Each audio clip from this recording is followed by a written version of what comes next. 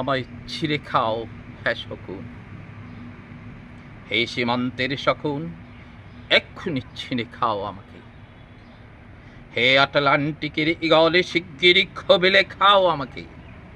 হে বৈকালে রোদের বাজ, আঁচড়ে কামড়ে ছিন্ন ভিন্ন করো আমাকে। আমার রক্তর শুধু অসহায়ত্বার অভাব, কাগজের কামলারা তারে আদর করে মুদ্রাস্ফীতি ডাকে। ঋণের চাপে নীল হয়ে যাচ্ছে আমার অনুচক্রিকা, সংসারে চালাতে অন্তরে হয় ইন্টারনাল ব্লিডিং।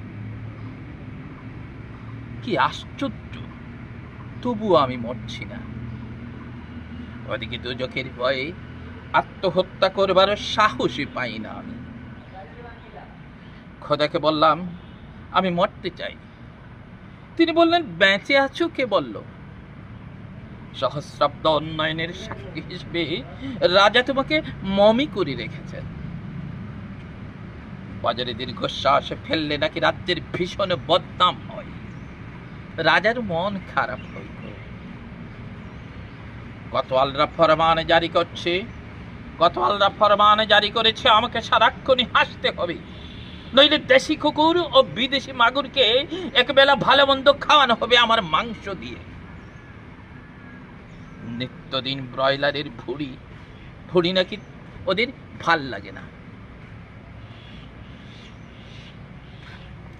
অথবা আমাকে ফাঁক করে বেচা হবে।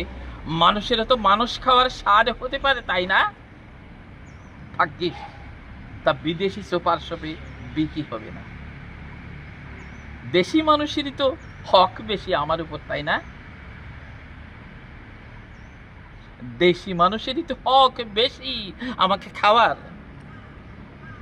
দুজৌখি যখন নিয়তি তখন আমি উদাম হয়ে ডাকছি দুনিয়ার শ্রেষ্ঠ মাংসাশী বিহঙ্গদের।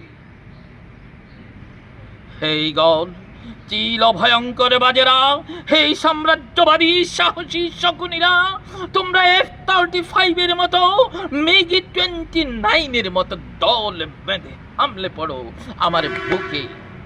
আমার রানে থানে চক্ষু কলিজা আজ সব তোমাদের গনিমতের মাল। দেশি শুয়োর খবিলে খাওয়ার আগেই আমায় ইচ্ছে মতো ছেড়ে খাও তোমরা। দোহাই দোহাই, শুধু মস্তিষ্কটা খেও না আমার, তাহলে শীঘ্রই দাস হয়ে যাবে তোমরা, দাস হয়ে যাবে।